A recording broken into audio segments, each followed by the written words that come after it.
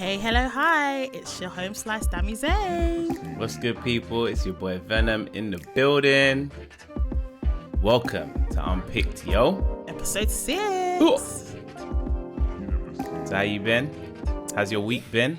How's life been? You survived COVID. Jeez. I recovered. Tell us about back, it. Tell us about it. What? First of all, did you even actually have COVID? No one's ever gonna know. Mad. Okay. Well, I mean, you're still self-isolating. You're in your place at that. How are you feeling? I'm good. I got my voice back properly. Yeah? Sense of smell? Sense of taste? Everything's good. Can't complain. Okay. So, how are you? Stressed. How's your week been? Oh. It's one of them ones. Yeah. It's just one of them ones. And I'm gonna definitely send shots to someone, because someone fully listen. You know them ones where you have to call people out in public. It's like that. So I must have sent my sister a message. Mm-hmm. I think it was on Sunday. Mm-hmm. Why is she not responding till today? All bare days later. I said, "What is this?" I had to call out on the family group chat. It's that deep. Not the family group chat. Not the family group chat. Oh. Had to let the whole family know. I was like, "What's going on?" Oh. So I'm stressed in it. I hope everyone out there's okay as well. I've noticed we've got some new subscribers. Shout out to you guys. Yeah. Welcome. Also, I'm just gonna quickly hot up some people because I've noticed we're getting a lot of views, but we're not getting subscribers to match. Make it make sense.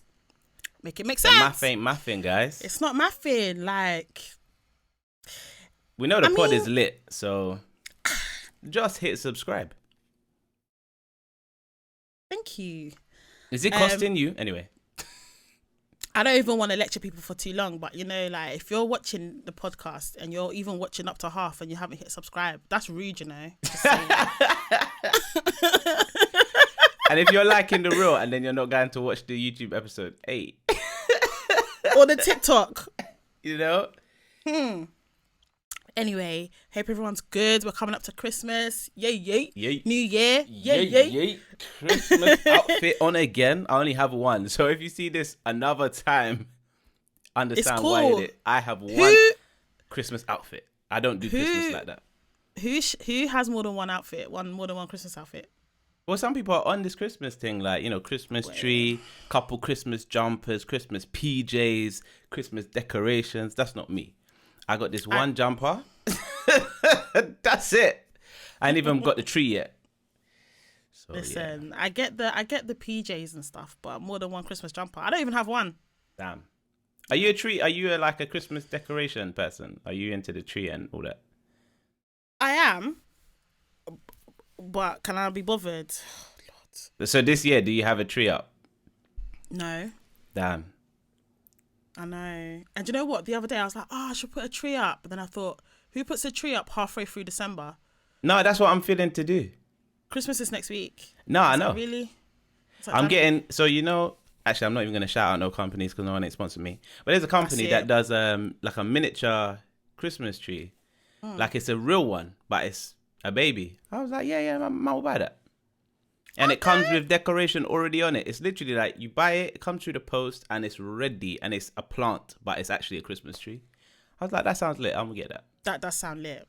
Yeah, so that's but what I'm doing. Until we get sponsorships, we ain't naming no companies, boy. Yeah, no names. So much so, yeah.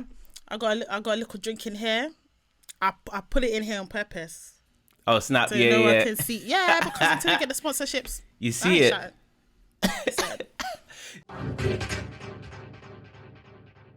So, did you see what happened with the COVID red list? Yeah, what with how black it was this time around. Every time around. Hella African. It's always African. To be fair, I've never understood the logic behind how they make the red list. Neither do I. These times, other countries outside of Africa had cases of Omicron. Wait, what? That is not what it's called.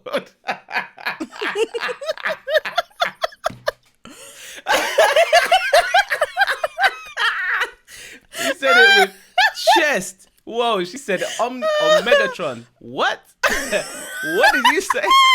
That's not what it is. I said Omicron. Wow. What's it called? What's it called? You know when someone says something so wrong that it even confuses you as to how to say it correctly? It's Omicron. Omicron. Is it even? Now I'm confused. You done messed me. It's a Marianne. Let's go back to. Let's just because you took. You erased the correct word out of my head with that. Whatever that was. I've got a confession. I don't actually know the name of this new variant. Everyone knows you're confessing. People already have the evidence. Why are you confessing? Wow. She said Anyway. Other countries had the Omarian variant. Yeah. Outside of Africa, and yet it's only Africa. And you know what? I love my people. I love my country. Big up Nigeria. Done, no? They said titty for tatty.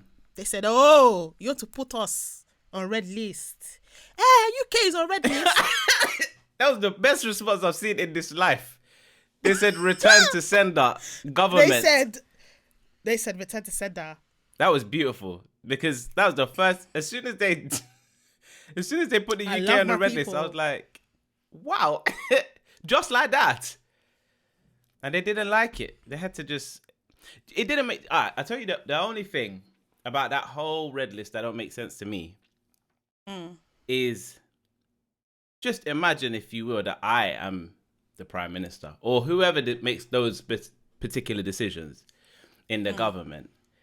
The first countries I'm targeting are the ones with the most to-ing and fro-ing from my country to theirs, if you understand. And in my mind, I don't think Nigeria, Ghana, or any of the other countries on that list have the most people going to and fro to the UK. Like, Ghana's not on the red list. Oh, well, actually, Ghana wasn't, but Ghana cancelled it from their end, but... Listen, Ghana said, cancel. But... We don't want you. They said, if you ain't vaccinated, you ain't coming in. And now, bare people that were thinking they were doing December in Ghana. And I've been recommending people... not to get vaccinated. I'm sorry, I kind of interrupted you there. It's all right. I've been recommending people to go to Ghana ever since I went the first time, the only time, in 2019 for Christmas. I've been telling people, you gotta go. So I feel like some of those casualties are mine. But it is what it is. Well, people have had more than enough time to get vaccinated. Yeah, this is also true. So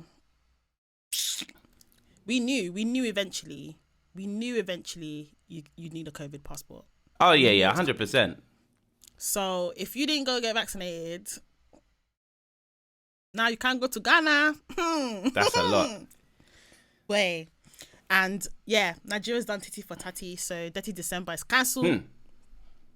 So as much as you say that not a lot of people go there, a lot of people go around this time of the year. No. Around this time of the year for sure. I do agree. But I just mean generally. I don't know, man. And do you know what's funny? The UK saw Nigeria's response. I'm sure this is my reason. This is what I believe. This is my story, and I'm sticking to it. Believe. And now they said, "Oh, we're gonna get rid of the red list. We don't need it." Everyone can be responsible and do their tests and blah blah blah. Get out of it. Get out of it. That's why I love my people. Nigeria said, "Oh, it's me you want to put on red list." Okay. I mean, even down to brief conspiracy theory, but everyone knows that who's going to get hit by a Marianne hardest? The UK. We're going to have that icebox where our heart used to be. So if anything, all we're doing is spreading it to anywhere else anyway. So red list or no red list, it doesn't matter because the problem is here. It's not where we're going. It's here. That's all I have to say about that. Anything else you saw this week? Me. Was it this week? It might have been last week. The MOBOs. I have no idea why I wasn't invited. I'm a DM some people, but I don't know why I wasn't invited. Anyway, in the MOBOs performance, there was Steff London and Miss Banks did a set. Probably one of the only sets that I actually watched from the award show. Them and Gets. But in their set, they This one confused me. They did a medley of tracks and whatnot, and anyway, they did a little bit over I think it was the Dior beat that 808 Mello produced, and he's the guy that produced for like Pop Smoke, and that's why he's famous for most people. But yeah, he's a UK producer that worked with Pop Smoke. Anyway, they did a section to one of the Pop Smoke beats. I think it was Dior, and then he jumped on Twitter at some later point and was like, "Who the hell? Like, who authorized this?" And I was like, "Wait, what? Why don't you know that people are going to be performing on big stage, like big signed artists, not, you know what I mean, not regular people just at a little community fair or big signed artists on a major scale performing to your work." I mean, in my opinion, that kind of means he didn't get paid. I don't know. Yeah, it says a lot. More time. Because how can you get paid when people don't even know you're using their stuff? Anyway, that was wild to me. Very wild. Very. Did he tweet about it or something? Yeah, like he tweeted about it. I swear. And he was just whoever like, let them use my beat. It's embarrassing, I think. It really is. But I mean, how can you even do that anyway? Like, I just don't understand what would possess you to do that. I guess you're speaking from a producer's perspective, because if someone used your beat, like, no, imagine you're if watching someone a show and someone just used your beat like that, and you didn't get no accolades, no nothing, didn't even ask you for permission, how would you feel? Yeah, I mean, one, it would depend on the artist and the circumstances. Very circumstantial. I don't think I'm looking at it from the producer perspective. I think because like that beat is less associated with him, the producer, and more associated with like Pop Smoke. So I'm looking at it from the legacy of, you know, this artist has passed and maybe they're doing like a kind of tribute, and I don't know. But knowing that half of that creation still exists, which is the producer, I don't understand why he doesn't know. He's English. Do you know what I mean? I guess Miss Banks could have sent him a little text like, "Oh, by the way." No, I'm joking. Somebody could have messaged, man, like, or asked him, "Is it okay?" Like, they got the instrumental. Who did they get it from? Do you know what I mean? It's this. Yeah, it's a lot. That's the thing about music or any content. Once it's out there, it's out there. And then, do you really have control over it? Yeah, no, you don't. It's all about how you don't. It's all about. I guess it's all about how willing you are to shout about it to get your accolades. Yeah. Do you see what I mean? Clearly he was pressed. He was fuming, but I was fuming for a whole different reason. Because before he even spoke, I was like, man, why did they use that beat? Because I associate that with America. Even though it's drill, I associate that particular vein, as in Pop Smoke stuff. I'm like, that's America. So I'm like, why did they use a UK drill thing, if you know what I mean? Maybe they didn't see a difference. But that annoyed me. So I was like, that's whack. Because I'm looking at all these UK artists in the crowd and I'm like, that's none of your beats. Like, do you know what I mean? Like, that could have been any of your, that could have been a Digger D thing, or it could have been like Homer and B. That goes off. Do you know what I mean? That goes off. Yeah. It would have been the same difference, but it weren't. So, yeah. I feel like it was a bit cheeky still. It was definitely cheeky, but I'm glad he pulled them up on it. And I say them. And when I say them, I'm not actually talking about them. I'm more so talking about Steff than I am Miss Banks. I don't know if you can really hold the artists themselves to accountable. That's an interesting one. I don't know where to take that. Because they're not the only ones. I agree. They're not the only ones that plan a set. I plan agree. how a performance is going to be. So it's a bit techie still. Still. But somebody definitely got a few emails. Waiting in their inbox like, yo, this weren't how it was meant to go down. It's peak, yo. It's peak. Something I saw this week, and I spoke about it with a couple of my girls because I was a bit like, this is interesting. Simply because I've been in this place before. Okay. So, in the UK, we've got however many social media influencers out there. Too many. There's two in particular who were good friends for some time. Adeola Patronne and Drea. And basically, long of the short, yeah, is Annie took like a 3-month break from social media over the summer, and she ghosted everyone. Basically, she's been accused of ghosting everybody. Like she didn't answer any messages. She wasn't online. Nothing. And Adeola hasn't said outright, but obviously it's kind of bait that she's talking about Annie. She put a tweet out basically saying something about, you know, you can't ghost people and then expect them to still be around when you come back, or something along those lines. I can't really remember the tweet off the top of my head, so I'm never going to try quote it. But it basically was shading Annie for ghosting, yeah? So everyone that's like, that knows them, well, in terms of like, I don't know if you want to call it fans. People that they're followers. They're followers. Thank you. Followers, subscribers, all that. Clocked it and we're like, oh, them two must not be talking. Oh my God, they've unfollowed each other on Instagram. Oh my days, are they beefing? Adeola then went on her podcast and spoke about it, but she didn't speak about Annie in particular. She just said that she just expressed her feelings about people that ghost people. She compared your friend ghosting you to when you're dating someone and the person you're dating ghosts you. Okay.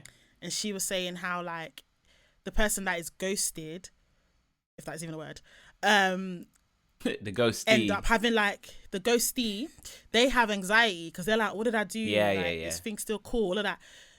So she said it's the same thing when your friends ghost you. Yeah. So to her, it's not acceptable. She was like, if you're someone that is going to do that, I don't want you in my, I can't be your friend. So Annie replied basically on her Instagram, and she explained that she had to disappear for mental health reasons. And she explained that she realized that she was like constantly like contacting her friends and complaining about what's going on with her, and always like she's always down. She was always like bringing the mood down basically. And she thought, you know what, let me remove myself from the situation, take a break, and then when I'm ready I'll come back. And then since she's been back, boom. And she was like, if people can't understand that and they don't feel like they want to be around someone that needs to do that, that's their business. That's fine. They can go. But she says she would have hoped that if it was the other way around, because it's happened to her before, people have ghosted her for the same reason, that she would have thought that her friend would understand and give her some grace. So I thought this was interesting because I've had low times, you know, mental health wise, and I've ghosted people before. Like when I've been in those times, I'm the kind of person that's like, the energy to even pick up my phone is too much. Yeah. So I kind of understood where she was coming from, but then I also understood where Adeola was coming from, in that it's just communication. All you had to say was, oh, I need a break, and I'm not airing you on purpose. I promise you. I'm just going through something. I'll be back. Yeah. I mean, just leave it as that. From the sounds of it, it's like, it feels like they're having the conversation now through their followers, if you know what I mean, like through social media. They ain't actually having a one-to-one conversation. But realistically, it wouldn't have been difficult to be like, yo, man's hella low right now. Obviously, it's a girl, so feminine man's. You know, I'ma be back when I'm back. You know what I mean? If someone said that to you, you can't, you know what I mean? You can't fault them. Yeah, see, my thing is, I think that, and I'm not even trying to shade anyone, because I like both social media influencers. I follow both of them. I think both of them are great. I think I can see both sides of the story. When it comes to mental health, I think people need to be a bit more open to the fact that when someone's going through something like that, they're not thinking about the right thing to do. They're not thinking about you necessarily. They're not thinking about you. And I think it's very it's a little bit self-centered. It's self-centered, for you to be like, oh, you ghosted me, and despite your friend telling you what they went through, you're still thinking about yourself. It's very like I'm the main character syndrome. Because I'm thinking, for me, like I've had friends who ain't my friends no more, where something similar has happened. I didn't ghost them, but I was going through a really difficult time, and they approached me like, like the way you're moving's a bit, where, and I was like, well, I'm going through a difficult time, and my expectation at that point was for them to be like, rah, she's just shared something really vulnerable with us. That wasn't the response. The response was, nah. And in my mind, I thought, you people don't actually care about me. Because if you cared about me, I'm not saying that my behavior you should give me a bly for my behavior, but at least be like, rah, she's just shared something. And that should come first. Like if someone comes to you and says to you, I don't know, I was suicidal, or I was going through a really low time, anxiety, depression, or whatever, your well-being matters way more than the offence. Yeah, of course. That you've made. Of course. We can discuss the offence later. We can talk about that later. But for now, it's like, right, okay, cool. I don't think it's enough for a friendship to end.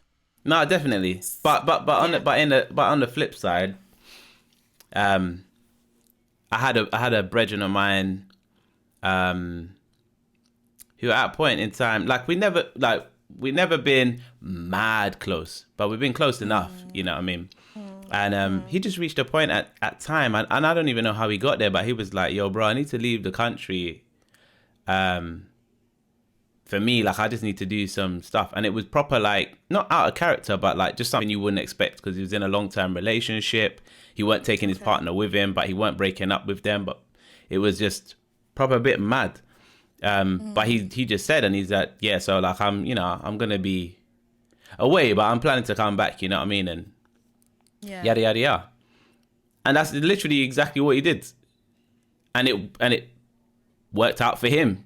And he came back and, you know what I mean? Everything's popping, still with his girl, got married, etc. And I was like, oh, that's good. But he told me, and I was like, that's also blessed, because he didn't go into the details like he could have. Yeah. He didn't go crazy with it, but at the end of the day, me as his friend, he was like, yo, I knew. And I was like, cool, no, say no more, bro. Like, I'm still here. Do you know what I mean?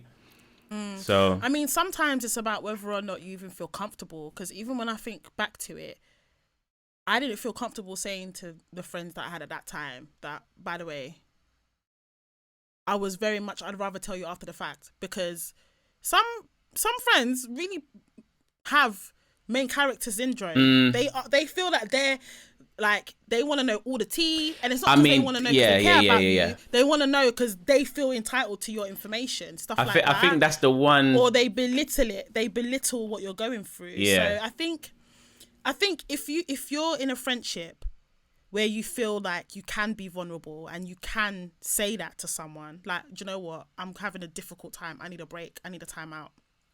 Whatever it is you need, and you can communicate it.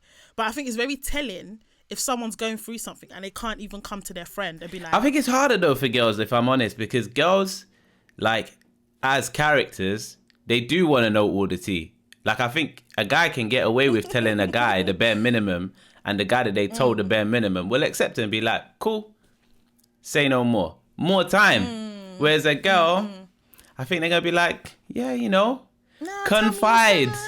Yeah. Do you know what I'm saying? I think in this situation, both parties could have dealt with things differently. I think Annie could have just sent out one message to everybody and just been like, I'm disappearing for a while. And when I'm back, I'll explain why. Then switch off her phone. People don't want to, why? Well, phone's off. At least then she's told you. But that's provided she had the mental capacity to do that. Yeah. And on the flip side, I feel like, first of all, Adeola didn't need to bring it to social media, This is your friend. Exactly. So I thought that was a bit not a good look. Yeah. Do you know what I mean? A bit messy to bring it to social media. Even if it's indirect, it's messy. Yeah. Do you know what I mean? Because your followers can put 2 and 2 together and come up with 5,000. Exactly. Yeah. And then to even not just take it to Twitter, but to also talk about it on her podcast as well, it just flared it all up. And like, I just think that's not how you treat someone who was your friend for a long time. someone that you supposedly cared about so much that you was upset that they ghosted you. Yeah. And also, I think for Annie to have told her what was going on and for her to still be like, nah, friendship done, it just suggests to me that the friendship was never really that anyway. Yeah, so what do you want to unpick this week? Relationships in London. What about relationships in London? So someone from the abroad, I think America, tweeted that dating in London is better than it is where they're at. Okay. This sparked a conversation on Twitter, so much so that your home slice was on Twitter Spaces to the early AMs till like 3:30 to R&B times. Crazy. People are sleeping. I'm on Twitter. I'm on Twitter Spaces. Basically, there was a conversation about whether or not relationships in London are better than abroad. When you say better, what does better mean? Basically, it was just a conversation about why relationships in London, or why the dating scene in London is tapped. Okay, so because people from London saw the tweet and they were like, nah, this girl. I mean, as you were saying it, I'm thinking that the dating scene in London is trash. Like it's so. Can't even speak for anywhere else in the UK. I can only speak for London, but it's not easy in these streets of London. So I thought it would be a good conversation to bring over here because, you know, why not? I didn't speak. I just listened. So I thought it would be good. You was just preying. I was just praying, you know. I just thought I want to hear Venom's opinion on this. Well, first of all, no offense, I do feel like America is tapped anyway. So for someone from America to say that the English or the London dating scene is better, I'm like, yeah, sure it is, because over where you are at is tapped. So that's not the best context to compare a dating scene from, where you're from versus where I'm at. However, excluding where they're from, London is mad. I mean, from the perspective of me, a black man, been around a couple decades, born and bred in London, it's a different experience to someone who may be from a different ethnicity than me. But me being what I am, yeah, my experience is that London is not an ideal place to try and find a partner. I'll just put that out there. Why? Just like that. Why? What's your reasons? What's my reasons? Okay. I think that women in London are spoilt for choice. In fact, ruined for choice. To the point where they have so much that most of them end up with nothing. Because they have too much choice. I said it. We're going to fight today. Let's fight. Yeah, we're going to fight today. There's been too much peace. Yeah. I don't want peace. I want problems. Always. I'm not laughing with you. Because... I'm not laughing with you. Because go. I think it's the other way around. Oh, okay. Yeah. Statistically, there are more men. Sorry, no. Slip of the tongue. Statistically, Freudian slip of the tongue. Oh, yeah. Yeah, Freudian slip. Yeah. There are more women than men. It's like by a percent or something, I'm sure. I know in the whole world it's literally like, it's like by a percent. But yeah, go. Sorry. There are more women than men. And I think in today's age, people in general have high expectations for what they want from the other half, whether that is in heterosexual relationships or not. And I just think that, I mean, I can only really speak for the black community in London, but I think everyone's tapped, really. I think everyone has high expectations, but they don't really know how to sustain a relationship. Oh, for sure. I agree. So I think what's happening is women are looking for men to do stuff like do a huge gesture to ask her to be his girl. Long, tapped, extra. Why? Carry on. I didn't ask you for ad-libs. I don't understand. I was giving you my amigos. Extra. Wait, and I think Tap. guys have too much choice, and because they have so much choice, They have too much choice. Yeah, they have so much choice that they like to have loads of eggs in their basket. Like, they like to keep their options open because there's so many. That is women. That's how I see. Women have been forced to do this because, like, you could put all your heart and soul into one guy, and he will now have the audacity to embarrass you. If there's one thing a man's gonna do, it's gonna disappoint you. I mean, So, that's facts. People disappoint people. Nah. Like, okay, so I'll talk about me, yeah. I used to be very much like, I'm a big romantic, and I used to be very, like, almost naive, like, oh, I'm same. He's only talking to me. I mean, mate. He's only talking to me, only to find out he's on fucking Hinge. Mad. I mean, them apps didn't work for me, so that's why. Or any other dating app. That didn't work for me. No, yeah. So clearly, I'm not the only person he's talking to. Meanwhile, there's guys that are moving to me, and I'm letting them down. I'm like, no, I'm in something, but I'm not in it because the other person's not in it with me. Do you see what I'm saying? I hear you. So, and that's something that happens reoccurringly. Like, the dating world is so tapped. I feel like men don't want to commit. They love the fact that there's loads of women out there. There are. They love to keep the options open. There are loads of women out there. And they like to mask it with, oh, I'm not sure. I just don't know. I want to make sure that it's the right one. Rare tear. Let's just keep it as it is. Let's go with the flow. All right. So this is the deal. And then the flip side is girls are wanting guys to fly them out.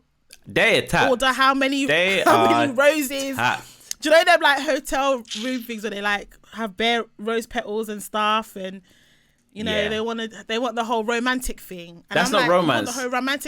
You want the whole like image. That's an image of romance. That's not romance. That's the image. Them girls there, they don't even know what they want. They just they're trying to find it. And I think after all the money is spent, they would have found nothing. But that's one little bubble. I think that the other thing is, you saying like men want to have all their eggs in the basket, etc., etc., something to that effect. And I think the truth of it is that's the way the game is designed. I'm not even gonna say that that's not how men behave. I'm not saying it's right, but I'm saying that is the design of the game, and you can't condemn them for the options that they have. It's just the way it is, especially like. Oh my days! Commit to one person, please. No. You're never gonna find perfect. First of all, of course, but I think a man's mission. A man only has two missions. One of them is to explore, and the other one is to commit. And very early on, he makes the decision of which he's trying to do with the female that he meets or the person that he meets.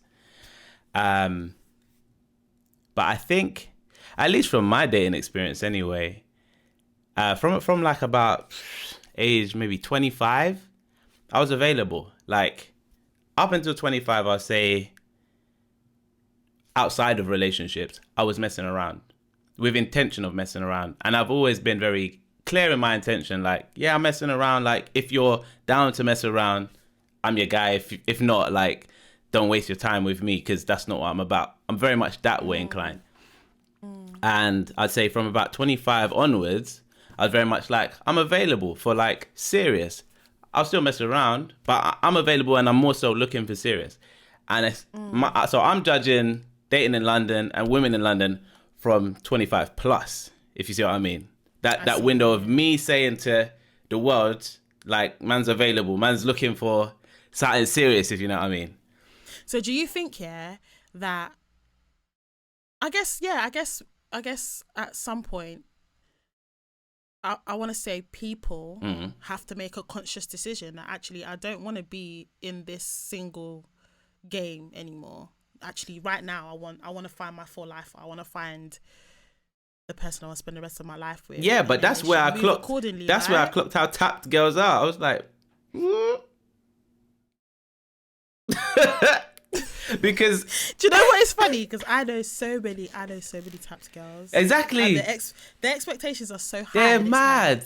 Madness. It's like, sis, you're not gonna. Yeah, like you're not gonna find that. The joke You've got to compromise. The joke of it is, let's say, I mean, it's not gonna be as clean as this, but let's say from 25 to 30, because I met my now fiance when I was 30, or just before. So let's say from 25 to 30, the whole time I'm single. Let's just say it wasn't the case, but let's just say all the girls I dated in that period of time, I was always like, potentially, she could be it. And that's why I'm going to try and suss this girl out, blah, blah, blah. And not to be shady or rude or disrespectful to anybody. Be shady. No, bro. but be shady. Like, some of the girls that I dated in that time, the way that they were thinking, they passed up all of this. Ooh. For options, and they still have all of those options and also still have nothing, because options is not tangible, darling. It doesn't matter who you think you are. You said you wasn't gonna throw shade. I'm not. There's no names. I'm not doing. You don't need to. I'm not doing any of that. But the reality is, it doesn't matter which one of any person I've ever entangled with at any point in time. I am about to be married, and they are looking at options. We're in two different places, because you're so concerned about, like, this person, that person, and these experiences and all of this. Like, what is it for? Materialistic it's stuff. It's not. That's exactly, but it's not. Yeah, but there's girls out there. There's women out there that aren't about the materialistic stuff. Of course. And we're still single.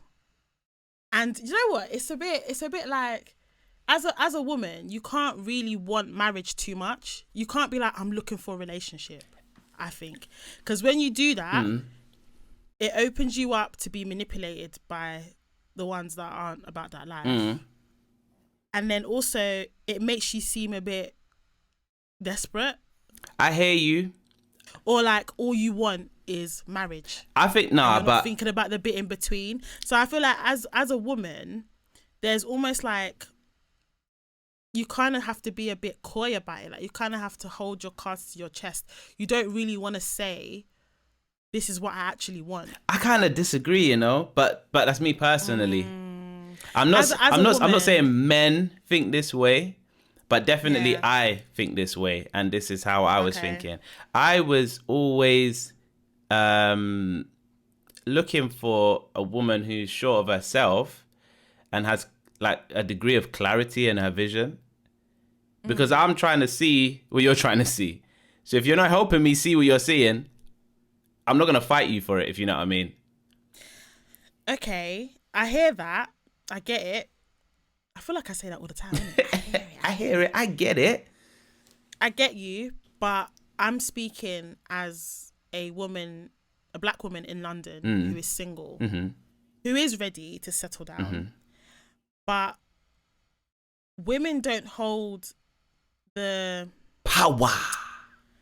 It's not that. We don't make the decisions. So we can, like, you like, a guy might move to a woman, she decides if she's going to give him time of day or not. Mm. But when it comes to the direction that the relationship is going in, ultimately, the decision rests on the man. Yeah. He's the one that dictates the speed at which you move and the end goal. You can voice all you want. This is my clarity. This is what I see. This is what I want for myself. If the man is not looking for the same thing, or he's not even being honest about what he's looking for, or you know what I mean? Yeah. Like, it's difficult for a woman to kind of dictate where the relationship's gonna go. But I think also that's a timing thing as well, because I'd say the younger the man is, the more power the woman has.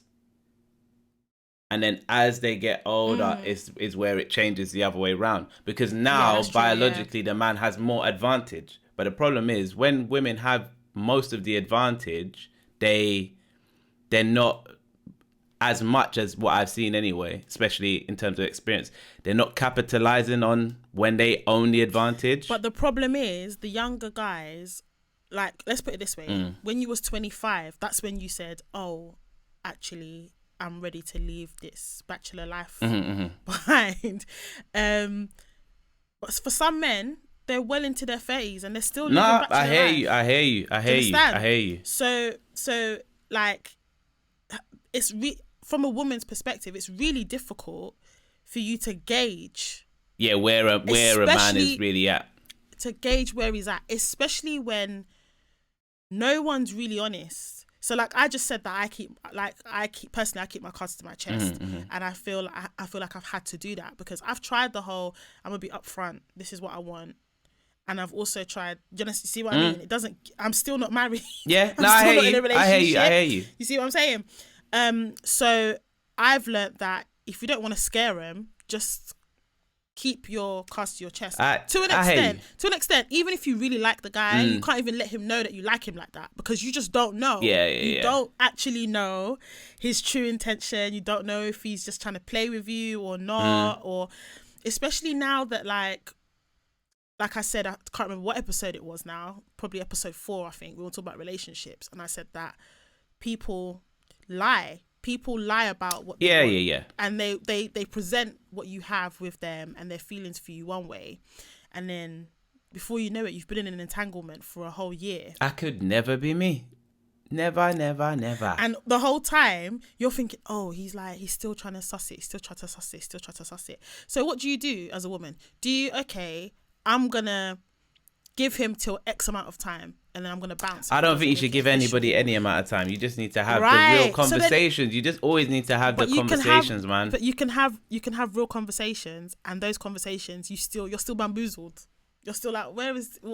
But okay, so to answer that, I'd say if you're talking to someone, and the information that they're providing with you does not give you clarity, you must leave.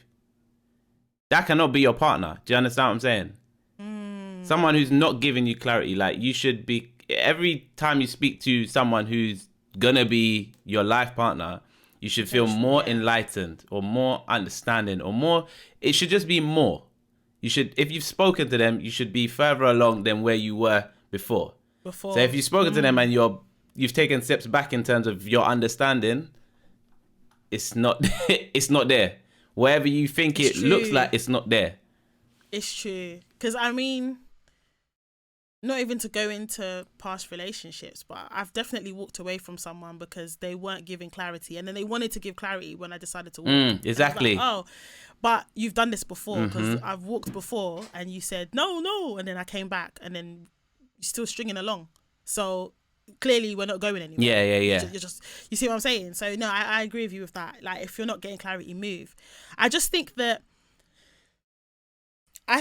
personally, everyone's just scared.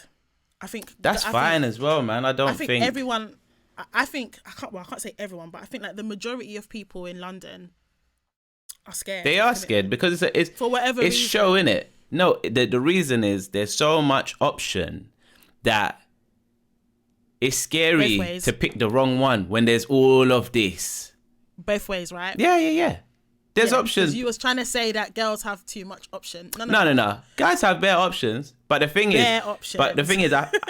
and again, I don't know what it's like to be a woman dating guys and seeing how guys generally act. So I'm viewing guys through my own lens, and I know where I've been at my worst, and I know where I'm at generally. But Yeah. I think that I've always offered clarity in terms of what I'm about. So like if I'm on someone, then I let them know, yeah, I'm on you. And if it's more of a sexual vibe, I'm like, I'm on you, innit? Like, but it's not an in-between thing. And sometimes it changes. Like sometimes you might think, oh yeah, she's the one. And then you're like, nah, it's not really that. But then I usually break those off because I've started down a tangent, and there's no point me having a sexual relationship with someone who, just continuing a sexual relationship with someone who I fancied. Like, yeah, I think, because that's not what that was. I think because that's not intentional. Yeah, but you can. I think you can find better people who you are just sexually attracted to, if you know what I mean. Yeah. That you don't care about a relationship with. So if you're trying to find someone who's, you know what I mean, like it's more of like a what shoe fits kind of. I do. I think everyone needs to kind of let their guard down a little bit and be brutally honest. Like, that's one thing we could take from America, because I think Londoners are so like caged, if you know what I mean. We're very like don't want to come across like a simp, or don't want to come across like, as a woman, you don't want to like, oh my god, don't want to let a guy know how I'm feeling because he might take advantage. Like, people don't want to be vulnerable. Yeah, then no one's open. Like, that's one thing that I find so endearing about Americans. After I cussed them out at the start of this episode, I do love the way that you just hear all their feelings when you meet them for the first time. I'm like, right, okay, yeah, how you really feel? All right, you know what I mean? I do feel like being in a major city really changes someone's personality. And personally, I think that this is not to this is not to send shots at London girls or anything. Say it with your chest. But personally, I think that what men generally would find more attractive in women would come from women from more suburban or non-city facing settings. What do you mean? In that, like, I think that the multiplicity that you get in a city and the way it shapes the mind, I just don't think it's conducive of relationships, full stop. I think that someone from a smaller town, village, area, etc., would be a lot more, like, a bit more straight in how they may think about men or relationships. I don't know if I agree with you. Can you give me an example? Because I'm really struggling to... It is really... It's a tough one to try and explain, because I'm actually imagining it, because that's not my partner. My partner is not from the suburbs. She's deep from London. I think anyone anywhere would be suitable for a... No, suitability is there. I think what it is people are just not vulnerable in London. Like, everyone's about like coming across almost... Yeah, you know what it is? I think it's the bravado. I think if you... I think people from outside of London, outside of major cities, yada yada yada, have a lot less bravado and a lot more real. That's what I think. I think that's what actually is the point that I'm trying to get to, is that every time I leave London, for example, when I used to do weddings up and down the country, as soon as I step outside of London or outside of the M25 and I bump into anybody, black, white, Asian, at a service station, whatever, hi, how you doing? Hi, good day, blah, blah, blah. Bare conversation, bare open. Everyone's moody in London. Everyone's like... Yeah, but all of that mood and bravado... That's all layers upon layers of stuff you got to penetrate before you can even meet the person. Whereas outside, you can just meet a person and then you could be like, yeah, we're not together, we're not for each other, we are for each other, whatever. Do you see what I'm saying? So you got extra steps to the whole relationship. Relationships ain't easy, period. And in London, you got extra steps. I think people in London just don't know how to be open about their emotions, how they feel. Everyone's like Twitter is an example of this, because everybody is just very much like, could never be me, Like, I mean, it could never be me. Oh, I mean, it could never be me. You know, the stereotype's too real. Like, we just like, but it could never be me. No, but like everyone's like, no one's really like vulnerable with each other, and you need to realize that life is not all about materialistic things, and life isn't all about image, and what you see is all that glitters isn't gold, and everything that you see online isn't real. And like a lot of people, I feel, on the timeline or even on Insta, go on about things that they want and are willing to accept, but in reality, and this is going to be another one of those comments that I make that I might regret later, but like the things that you're looking for, can you even really get that? Like, are you really even that level for you to expect to receive that? Do you see what I'm saying? Like, you want someone to buy you Gucci, Balenciagas and etc., but can you buy yourself that? Do you see what I'm saying? Can you buy someone else that? It's wild because but you want it. So it's kind of like it's not realistic. People chat shit online, but in reality, when the person that actually comes to grab their heart is not going to be anything like what they've said. But the thing is, if they built up too much of this narrative for themselves, they won't even be able to accept the person that's really been sent for them. I personally think that there's two things that is affecting the dating scene in London. I can't even say UK, in London, especially within the black community. It's high expectations for things that are not sustainable, that are not realistic. And then it's the notion that you have options. Because when you look at the options that are out there, which ones are actually valid, viable, solid options? And not to be rude, but I am going to be rude. A lot of people have a tapped or warped mentality of who they are and their worth. Yes. Everyone, I'm not saying, for sure. I'm not saying that everyone's worth, I'm not saying that people have low worth, but what I'm saying is like, You're thinking your market is greater than it is. Yo. Definitely. To the point where you're like, do you know what? I'm going to date multiple people because I don't know, better might be out there. But fam, are you even the better that you're looking for? That's what I'm trying to say. So I think there's that. Actually, scratch it. I said two. It's three things. And then there's, if you add the layer of people don't know how to be vulnerable, or they don't know how to be honest, upfront about their feelings. People are not even like open. So it's like this barrier, like everyone's got this barrier to them almost. So it's like, okay, well, how are we supposed to cultivate any sort of relationship, friendship or relationships, where you could be open and honest and vulnerable with each other about how you feel, about what you want, about where you're going, about your plans, about your future, about your intentions, if everyone moves stush? You see what I'm saying? So I think those are the three things that are affecting the dating scene in London. If we were to really boil it down to something, I would say it was those three things. As for me, I'm not giving up. I know that my lifer is out there. Everyone's is there.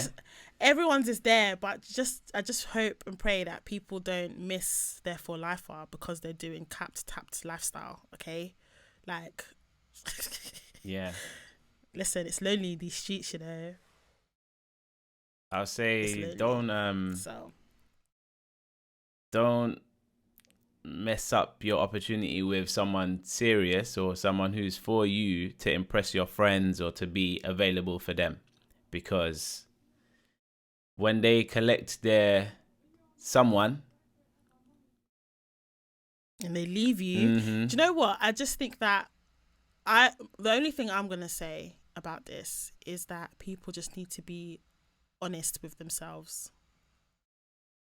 truly honest with yourself and honest with other people, and be open. If you know that you want a serious relationship, you want to settle down with someone, you need to be prepared to be vulnerable and be open and honest about what you want and, you know, what you see for yourself, without doing it in an arrogant way. And then also you have to keep your eyes open, because there are a lot of tapped guys and tapped girls out there. Yep. So you need to be prepared to date, and don't expect the first person you date is going to be the one. Like, if it is, fantastic. If not, you've got to see the signs, see the what they call red flags, or whatever. See the signs and be like, this doesn't align with what I want or what works for me. And bust case. Yeah, I agree. And eventually you'll meet the right person. And also, I think people should just focus on themselves and what they're looking for. If you're a materialistic person, there's always going to be someone else out there that's willing to give you the stuff you're looking for, hopefully. Mm-hmm. And if you're not, then, you know, like I said in, I don't know what episode it was now, episode 4 or 3, cut your coat according to your size. Definitely. And there's nothing wrong with being materialistic if that's you. But, you know, everybody knows how that story goes. You know, there's a price on your love. Someone can meet it. Someone can meet. There's someone there for everybody. Also, I mean, there's definitely going to be at least one Nigerian uncle out there that's ready to spend his money. The top dollar. That's what you're looking for. Do you know what I mean? I'm joking. No, I just, like, you've got to be willing to compromise. You just need to be realistic. You need to figure out what things you're willing to compromise on. Yeah, but you need to also be realistic in what you're asking for. Something's just come up to my mind as well. Like, people, and I want to say this is to women, because I don't know if guys do this, but I know women do this. We have things that we have an idea of the kind of guy we want, of what we consider sexy. And normally it's obviously someone that's going to be ambitious, because we want a man with money. We want someone that's the head, not the tail. So I get that. But also we like, I can't say we, but some women do like a little bit of the bad boy, toxic type of guy. That toxic bad boy is not going to settle down with you, sis. It's not healthy. He's not going to settle down with you. It's going to be the one that is kind and comes across a little bit simpy. Probably the one that is like the friend zone guy. That's the guy that you're going to want to marry. The one. That's going to be the one, you know, not the one.